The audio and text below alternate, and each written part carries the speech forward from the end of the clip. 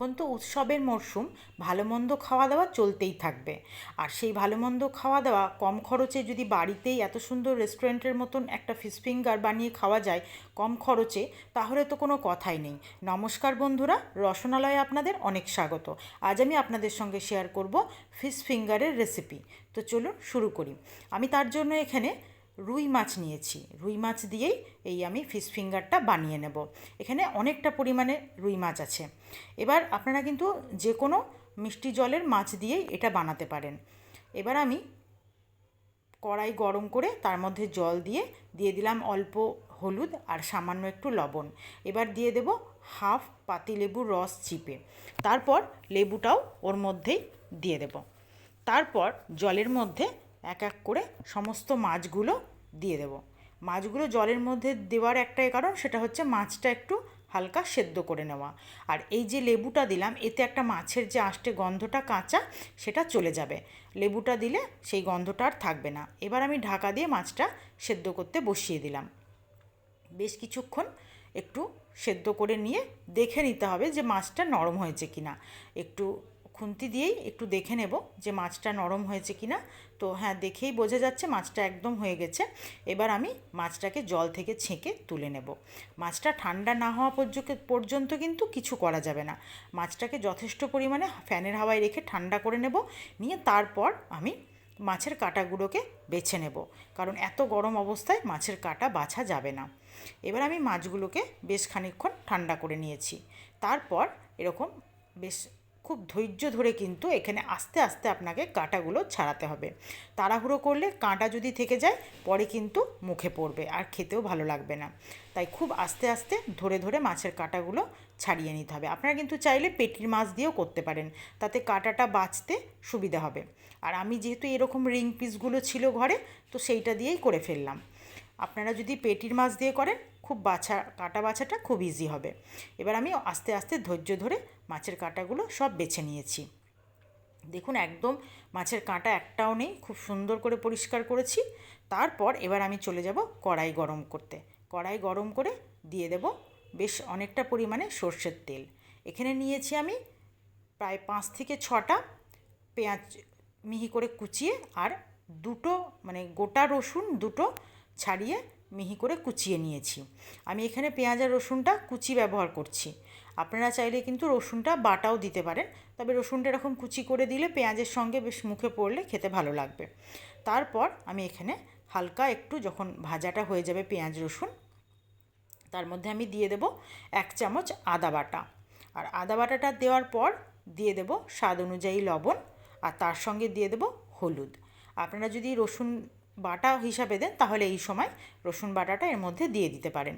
এবার আমি মশলাগুলো খুব ভালোভাবে পেঁয়াজ রসুনের সঙ্গে মিশিয়ে খুব হালকা হাতে আবারও ভাজতে থাকবো।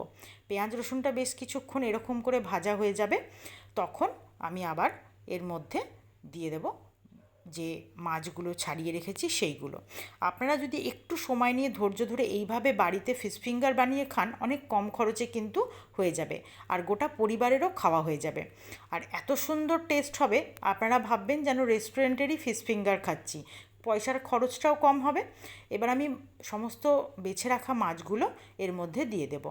মাছটা দিয়ে আবারও কিছুক্ষণ নাড়াচাড়া করে নেব। মাছটাকে আমাকে ততক্ষণ পর্যন্ত এখানে নাড়তে হবে যতক্ষণ মাছের ভেতরে যে জলটা আছে সেটা যতক্ষণ না শুকোচ্ছে। এবার আমি দিয়ে দেবো এর মধ্যে অনেকটা পরিমাণে কাঁচা পাকা লঙ্কা কুচি করে, আর ধনেপাতা কুচি। লঙ্কাটা বেশ একটু ঝালঝাল হলে কিন্তু ভালো লাগবে, তাই আমি লঙ্কার পরিমাণটা একটু বেশি দিয়েছি। আপনারা গুঁড়ো লঙ্কাও ব্যবহার করতে পারেন। আমি বেশ কাঁচা পাকা লঙ্কা অনেকটা ছিল ঘরে, সবটা বেশ কুচি করে দিয়ে দিয়েছি। এরপর বেশ ঝুড়ো ঝুড়ো হয়ে গেছে, তখন একটু গরম মশলা গুঁড়ো দিয়ে আমি কিন্তু এটা নামিয়ে নেব। এটার টেস্ট যথেষ্ট সুন্দর হবে। এবার নামিয়ে এটাকেও আমাকে ঠান্ডা করে নিতে হবে। ঠান্ডা না হলে এটা দিয়ে কিছু করা যাবে না। এটাকেও আমি একটু ঠান্ডা করে নিচ্ছি। এরপর আমার ঘরে দুটো স্লাইস পাউরুটি পড়েছিল, সেইটা আমি এর মধ্যে ছোট ছোট কুচি করে দিয়ে দেব। তারপর আমি এটাকে খুব ভালোভাবে এর সঙ্গে মেখে নেব। আমি কিন্তু এর মধ্যে তার জন্য মাখার জন্য কোনো জল ব্যবহার করব না, ধৈর্য ধরে আস্তে আস্তে মাখলেই এটা হয়ে যাবে। নতুন পুরনো সকল বন্ধুকে আমার চ্যানেলে স্বাগত জানিয়ে যে সকল বন্ধুরা নিয়মিত আমার ভিডিও দেখছেন, আমার পাশে আছেন, তাদেরকে আমার অসংখ্য ধন্যবাদ। আর যে সকল বন্ধুরা আজকেই হয়তো আমার ভিডিও প্রথম দেখছেন, এখন আমার চ্যানেলটি সাবস্ক্রাইব করা হয়নি, তারা প্লিজ চ্যানেলটি সাবস্ক্রাইব করে পাশে থাকা বেল আইকনটি প্রেস করে দেবেন। নতুন নতুন ভিডিওর নোটিফিকেশান সব আগে পৌঁছে যাবে। আর যে সকল বন্ধুরা ফেসবুক পেজ থেকে আমার ভিডিওটি দেখছেন, তারা অবশ্যই আমার পেজটি ফলো করে দেবেন। এবার দেখুন জল না দিয়েও কিন্তু ওর সঙ্গে খুব সুন্দরভাবে পাউরুটিটা মাখা হয়ে গেছে। পাউরুটিটা এখানে কেন দিলাম আপনারা নিশ্চয়ই বুঝতে পেরেছেন, সম্পূর্ণ বাইন্ডিংয়ের জন্য। এটা দেওয়াতে বেশ সুন্দর একটা আঠালো ভাব এলো, আর এটা সুন্দর তৈরি করতেও সুবিধা হবে। এবার আমি বেশ আঙুলের মতো করে মাছের এই ফিশ ফিঙ্গারগুলো রেডি করে নেব। ফিঙ্গার যেহেতু, তো ফিঙ্গারের মতন করেই বানাতে হবে। একটু লম্বা লম্বা শেপ দিয়ে আমি সবগুলো রেডি করে নিয়েছি। এরপর চলে যাব একটা ব্যাটার রেডি করতে। এখানে আমি ডিমের ব্যাটার রেডি করছি। দুটো ডিম ভেঙে আমি তার মধ্যে দিয়ে দেব একটা বাটির মধ্যে, আর তার মধ্যে দিয়ে দেব একটু স্বাদ অনুযায়ী লবণ, আর দিয়ে দেব বেশ খানিকটা গোলমরিচ গুঁড়ো। তারপর খুব ভালোভাবে আমি ফেটিয়ে নেব। ডিমটার সঙ্গে লবণ আর গোলমরিচটা খুব ভালোভাবে মিশিয়ে নিতে হবে, যেন কোনোভাবে এক জায়গায় না থেকে যায়। খুব ভালোভাবে ডিমটাকে ফেটিয়ে নিতে হবে, যেন কিছু গোটা না থাকে। তারপর একটা একটা করে ফিশ ফিঙ্গারগুলোকে ডিমের ব্যাটারে ডুবিয়ে, আর এদিকে আমি নিয়েছি ব্রেড ক্রাম্বস। আমি কিন্তু এখানে দোকান থেকে কেনা ব্রেড ক্রাম্বস নিইনি, আমি ঘরে থাকা বিস্কুট দিয়েই গুঁড়ো করে তৈরি করেছি।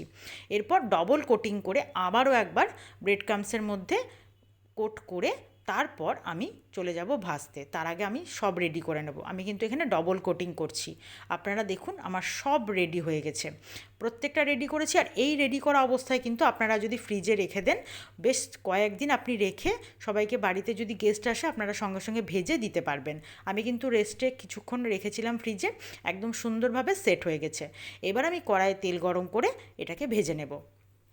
ভাজাটা একটু আস্তে আস্তে করবেন, ভালোভাবে হালকা আগুনে, তাহলে তাড়াতাড়ি সুন্দর করে ভাজাটা হয়ে যাবে। আর এইভাবে আপনারা রেডি করে যদি রেখে দেন, আপনারা গেস্ট আসলে কিন্তু চটপট রেস্টুরেন্টে না গিয়ে বাড়ি থেকেই আপনারা সুন্দর ভেজে একটা এত সুন্দর ফিশ ফিঙ্গার তাদেরকে খাওয়াতে পারবেন। আর গেস্টও কিন্তু আপনার রান্নার প্রশংসায় পঞ্চমুখ হয়ে যাবে। তো দেখুন কত সুন্দর করে লাল লাল করে আমি একদম ফিশ ফিঙ্গারগুলো ভেজে নিয়েছি। আর এত সুন্দর মুচমুচে হয়েছে সেটা কিন্তু আপনারা দেখেই বুঝতে পারছেন। আপনাদের যদি আমার আজকের এই ফিশ ফিঙ্গারের রেসিপি ভালো লেগে থাকে, অবশ্যই লাইক, শেয়ার ও কমেন্ট করতে ভুলবেন না। আজকের ভিডিও এই পর্যন্তই। ধন্যবাদ।